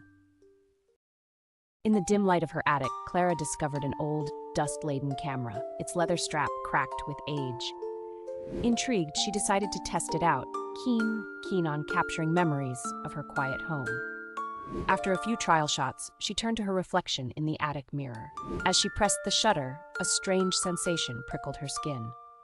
The flash illuminated the corner of the attic, where shadows twisted unsettlingly. Brushing it off as her imagination, she continued snapping pictures, each click echoing in the stillness. Later that evening, Clara developed the photos, her anticipation mounting. But when the images emerged, her heart dropped. In every shot, lurking behind her were figures, pale, twisted shapes that seemed to leer at her. Panic set in as she realized that in the last photograph, one figure was closer, its eyes glinting with malice. That night, she heard a whisper, a raspy voice calling her name, growing louder until it filled her head. The next day, Clara vanished without a trace.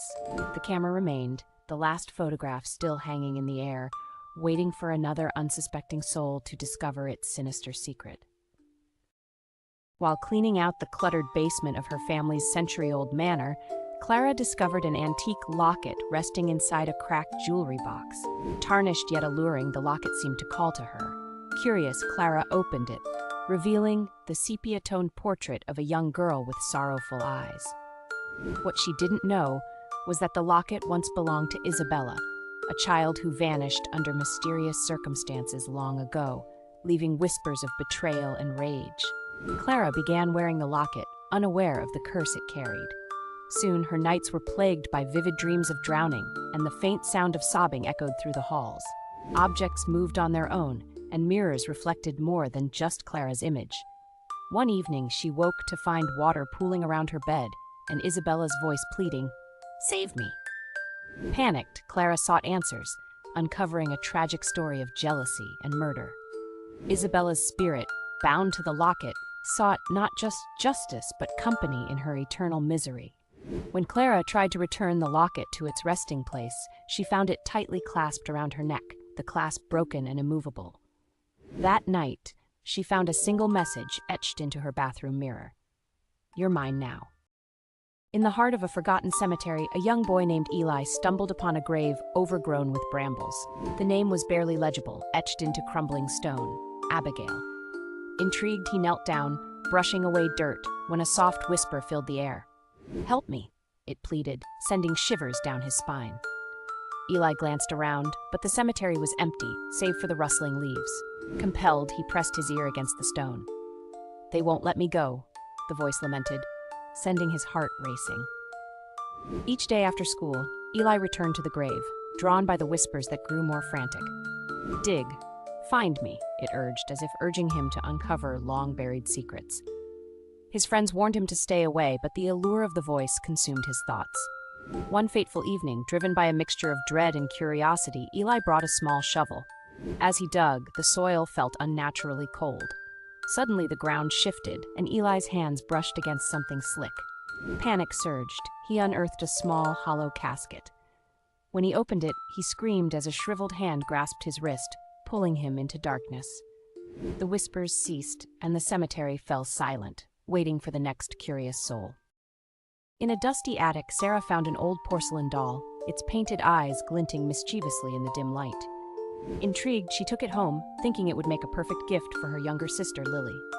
That night, as the house settled into silence, Sarah heard a soft voice drifting from the doll. "Help me," it whispered, sending chills down her spine. Dismissing it as her imagination, she fell into a restless sleep, the doll perched ominously on her bedside table. The next day, Sarah noticed oddities. Lily spoke of a new friend who told her secrets about their family, things no one but Sarah had known. As dazed, the whispers grew clearer, revealing truths that spiraled into darkness. The doll shared the tale of a girl named Eliza, who had gone missing decades ago, a girl who had once owned a similar doll. One stormy night, Sarah awoke to find the doll gone. Panic surged as she rushed to Lily's room, only to discover her sister was missing too. In her place was the doll, now with eyes that seemed to glimmer with malicious glee. The last whisper echoed in Sarah's mind, "You'll find her where I once was lost." The attic door creaked open, inviting her into the darkness. Every night, the light in the old hallway flickered, casting long, dancing shadows that twisted across the walls. Clara had grown accustomed to it, dismissing it as a mere electrical fault. But tonight felt different. The air was thicker, charged with an unsettling energy. As she passed the doorway, the light dimmed, and a shape seemed to flicker just at the edge of her vision. She halted, heart racing, peering into the darkness. Nothing moved, yet she felt a presence behind her. She spun around, but the hallway was empty. Shaking off the feeling, Clara returned to her room. The flickering resumed, more insistent now. Each pulse of light revealed the outline of something, tall, slender, and impossibly still. She grabbed her phone, the screen illuminating the room, and cautiously stepped back into the hallway. The light was brighter now, almost blinding, and as it flickered, the shape morphed, growing closer with each pulse. In an instant, the light went out, plunging her into darkness. Clara was frozen, terror gripping her as she felt cold breath on her neck. The moment the light flickered back on, she gasped, realizing she was not alone. There in the glow stood a version of herself, eyes wide with horror, trapped in a silent scream. The old house creaked with age, but it was the whispers that unsettled Mia most. Each night, as she settled into her bed, the soft murmurs drifted down from the attic. At first, she dismissed them as the wind or her imagination, but they grew more distinct, forming a haunting chorus of unintelligible words. Curiosity gnawed at her until, one fateful night, she resolved to investigate. Grabbing a flashlight, she climbed the rickety stairs, the air growing cold and thick with unease. The whispers swirled around her, now sounding like pleas. "Help us," they seemed to beg. Heart pounding, Mia pushed open the attic door. Dust particles danced in the narrow beam of her light, revealing a cramped space filled with forgotten relics and darkness. As she stepped inside, the whispers intensified, surrounding her like a clamoring crowd. Suddenly, her flashlight flickered and died, plunging her into suffocating blackness. Panic surged. She stumbled back towards the door, but it slammed shut, trapping her inside. The whispers transformed into laughter, low, mocking, and hungry. They were no longer pleas, they were promises. As the last light of her sanity dimmed, Mia realized she was not alone. She never would be again. Emily always loved the old mirror in her grandmother's attic, its ornate frame a relic of the past. One stormy night, seeking solace from the thunder, she climbed up to gaze into it. As lightning illuminated the attic, she noticed something strange. Her reflection smiled back at her, even though her own lips were pressed into a thin line of confusion. Heart racing, she blinked, certain it was a trick of the light. But the reflection remained, grinning wider, eyes glinting with malice. Panic surged through her as she stepped back, but the reflection didn't move. Instead, it raised a hand, beckoning her closer. Against her better judgment, Emily leaned in, drawn by an inexplicable force. Suddenly, the glass rippled like water, and without warning, her reflection lunged forward, yanking her into the mirror's depths. Trapped in the cold, dark void, she screamed, but it echoed only within her mind. Outside, the mirror reflected the attic, still and quiet. In the glass, Emily's reflection now wore her face, wearing a satisfied smile. It whispered softly, "Your turn to be me." And in the stillness of the attic, the last flicker of lightning faded, leaving only the reflection watching, waiting. In the forgotten library of her great-uncle's mansion, Emma unearthed an aged, leather-bound journal. Its cover was scarred with claw-like marks, and its pages smelled faintly of soot. The journal seemed blank at first, but as Emma turned the pages, words began to appear in a childlike scrawl, describing the life of a boy named Samuel who vanished under strange circumstances during a fire. Intrigued, Emma kept the journal close, unaware of its ominous power. Each night, more entries surfaced, recounting Samuel's growing fear of the shadow, a sinister figure that tormented him. Emma began hearing faint whispers while reading, and flickering shadows danced across her room's walls, even in complete darkness. One night, she woke to find the journal open on her desk, the words "I see you" freshly inked. Frightened, Emma researched the mansion's history and discovered that Samuel had tried to warn his family of the shadow before he disappeared. Now, the journal served as a beacon, drawing the shadow to its reader. When Emma attempted to destroy the book, she found it untouched on her nightstand the next morning, its final message chilling her to the core. "You're next." The shadow lingered after that, growing closer each night, until Emma's reflection vanished from every mirror. All that remained was a pair of glowing eyes in the darkness. In a village shrouded by dense woods, whispers of an ancient curse loomed like shadows. Each year, to appease the unseen force that haunted their lands, one villager would vanish, never to be seen again. This year, it was Clara's turn. As the sun dipped below the horizon, the villagers gathered at the old stone altar, their faces pale and eyes full of dread. Clara, trembling but resolute, stepped forward, her heart pounding in her chest. She had volunteered, believing the sacrifice would save her loved ones. As the villagers chanted in hushed tones, Clara felt the cold grip of despair clutching her throat. Suddenly, an eerie howl pierced the night, and the ground trembled beneath her feet. The atmosphere thickened, and she sensed the presence of something sinister. In a panic, she turned to flee. But the villagers, their faces eerily calm, blocked her path. With horror dawning, Clara realized the truth. They weren't here to save her. They were the sacrifice. In an instant, the altar cracked open, revealing a gaping maw of darkness. As she was pulled into the abyss, Clara's screams echoed through the woods, merging with the whispers of the villagers, who smiled knowingly, their offering complete. In a remote corner of Alaska, hikers often report a strange metal tower rising from the forest. It isn't marked on maps, and no one knows who built it. Locals call it the Signal Tower and warn travelers to stay away. A group of friends on a camping trip decided to investigate after hearing the stories. They found the tower at sunset, its rusted frame stretching high into the sky, topped with a blinking red light. Despite the eerie silence around it, no birds, no wind, they pressed on. At the base of the tower, they discovered strange carvings etched into the metal, spirals, geometric shapes, and symbols they couldn't decipher. One of them climbed the rickety ladder to the top, hoping to get a better view. Halfway up, he froze. "There's something up here," he whispered down. The others saw him stop moving, his head tilted as if listening. Then, without warning, he screamed and fell, landing lifeless at their feet. Panicked, the group tried to leave, but their phones and compasses stopped working. A deep, vibrating hum filled the air, and the blinking light atop the tower began flashing faster. One by one, they started hearing voices, faint at first, then louder. Each voice seemed to come from a loved one, calling for help. Against their will, they found themselves walking back toward the tower. By morning, the forest was empty, save for the tower, its light still blinking steadily. Locals say the tower broadcasts a signal no one can trace, and those who hear it never come back. But the real question remains, who or what is it calling? Liam had lived in his apartment for 3 months before noticing the door. It was small, almost hidden, tucked behind a tall bookshelf in the living room. He was sure it hadn't been there before. Curiosity gnawed at him. One night, he moved the bookshelf aside and tried the handle. It was locked. A faint sound came from the other side, like whispers just out of reach. The next day, a key appeared on his kitchen counter. He didn't own a key like that, but it fit the lock perfectly.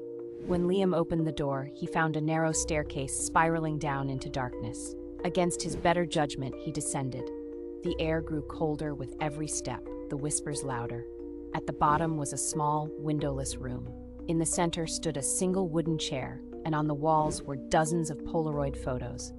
Liam's stomach turned as he recognized himself in every photo, sleeping, eating, walking to work. Some of the pictures were from angles that weren't possible inside his apartment. Suddenly, the door at the top of the stairs slammed shut. The whispers stopped. Liam ran up the stairs, but the door wouldn't budge. Behind him, the chair creaked. He turned to see a figure sitting in it, its face shrouded in shadow. "You shouldn't have come here," it said in his own voice. The next morning, Liam's landlord found the apartment empty. The only thing left behind was the Polaroid camera, still warm to the touch. In a quiet town, people began vanishing without a trace. The only clue was a mysterious late-night radio signal. Between 3 and 4 a.m., it hijacked frequencies, playing distorted music, faint whispers, and ending with a countdown. Jake, a skeptic, decided to investigate. At 3:13 a.m., his old radio picked up the signal. A haunting melody played, layered with whispers he couldn't quite make out. Then the countdown began. 60, 59, 58. As it ticked down, the whispers grew louder, forming a voice. "We see you." When the countdown hit 0, Jake's lights flickered, and his computer screen filled with static. A message appeared. "You're marked."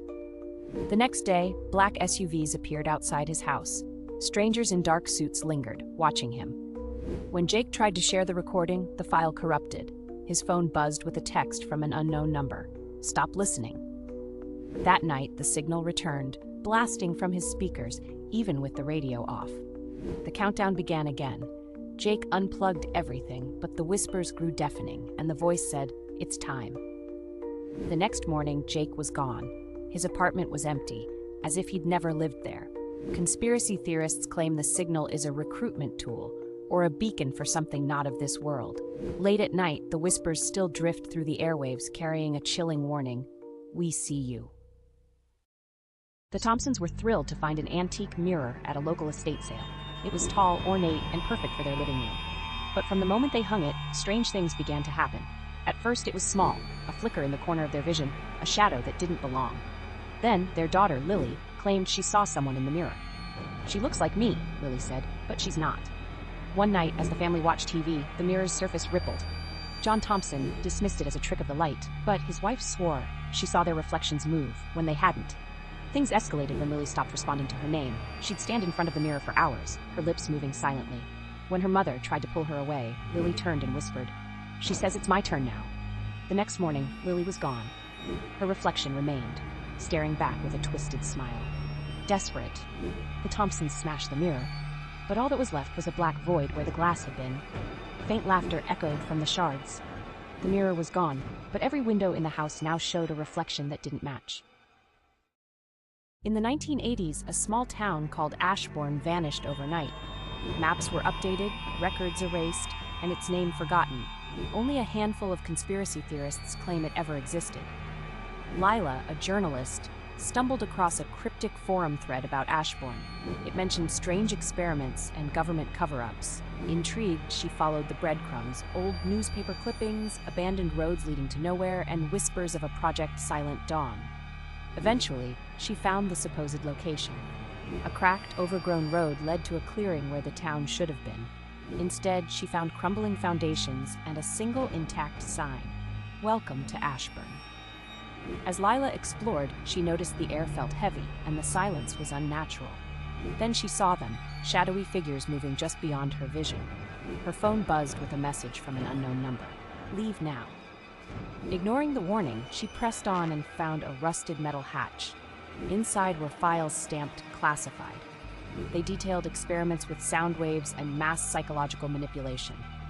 A final note read, Containment failed. Evacuate immediately. Before she could leave, the shadows surrounded her.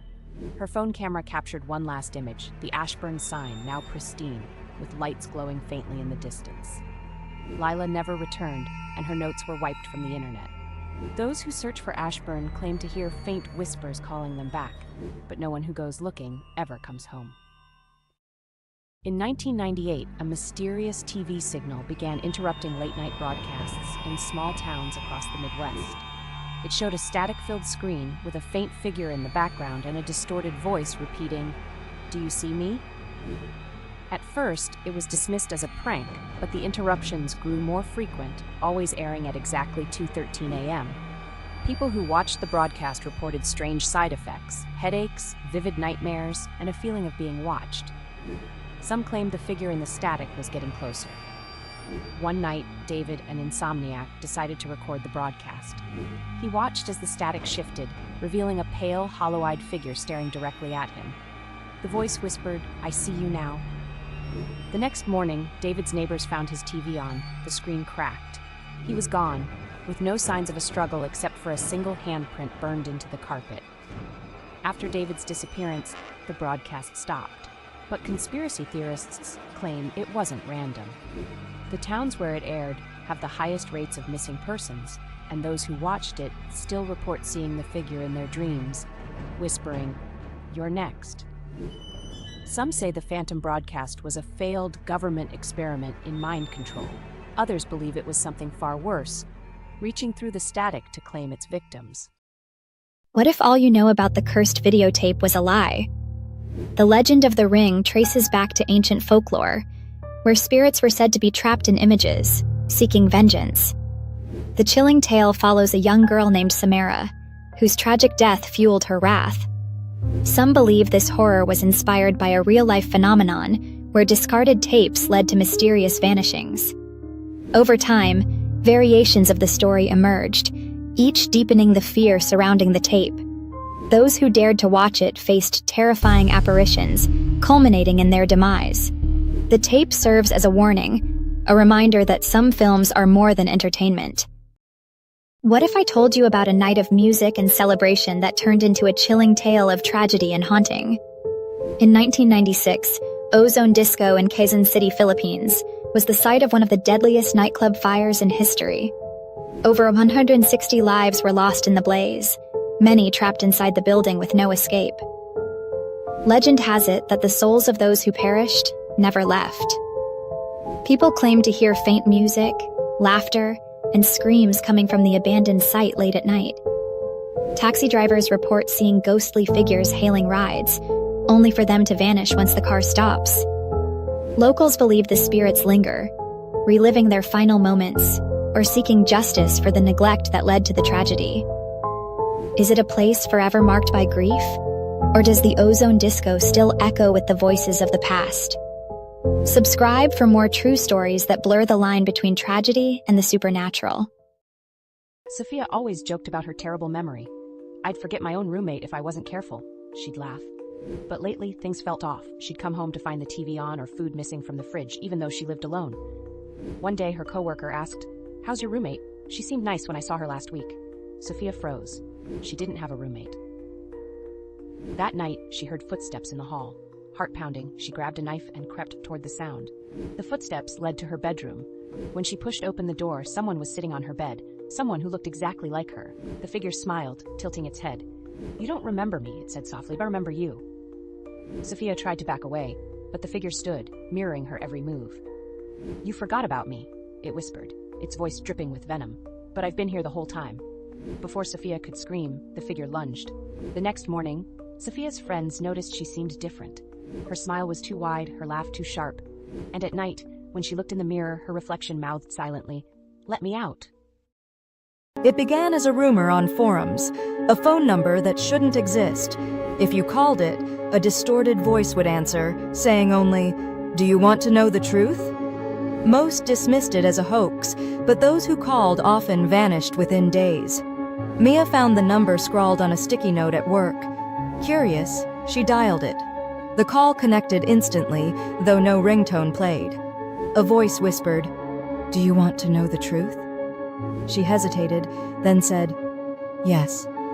The voice chuckled. "You already know it." The line went dead, but her phone wouldn't stop buzzing. Notifications flooded in, photos of her taken from angles she didn't recognize. One showed her at her desk that morning, another sitting on her couch. The last photo was taken at that moment. It showed her on the phone, with a shadowy figure standing behind her. She turned, but no one was there. The next day, Mia's co-workers noticed her desk was empty. Her apartment, too, was eerily spotless, save for her phone. It buzzed with one final message: "You're part of it now." Conspiracy forums exploded with theories: secret organizations, time loops, or a surveillance system gone rogue. But no one knows where the calls come from or where the callers go. All they know is the number keeps appearing, waiting for someone else to pick up. It began with strange reports, people hearing static on their devices, even when they were turned off. Phones, TVs, radios, it didn't matter. The static came, always accompanied by faint voices that seemed to whisper names. Ben first noticed it on his phone. Late one night, as he scrolled in bed, the screen flickered. The static started, and through it, he heard his name. "Ben," the voice whispered, faint but unmistakable. He dismissed it as a glitch, but the next day, his coworkers mentioned hearing his name too, on their own devices. "It was like you were calling me," one said, unnerved. That night, Ben unplugged everything. But at 3 a.m., his TV turned on by itself. Static filled the screen, and the whispers returned, louder this time. "We're coming for you, Ben." Terrified, he tried to leave, but his front door wouldn't open. The lights flickered, and the static grew deafening. Through the noise, a shadow formed on the TV screen, growing clearer until it resembled Ben himself. The shadow smiled and spoke, "You can't run." When Ben's friends came to check on him the next day, his apartment was empty. His phone sat on the table, playing endless static.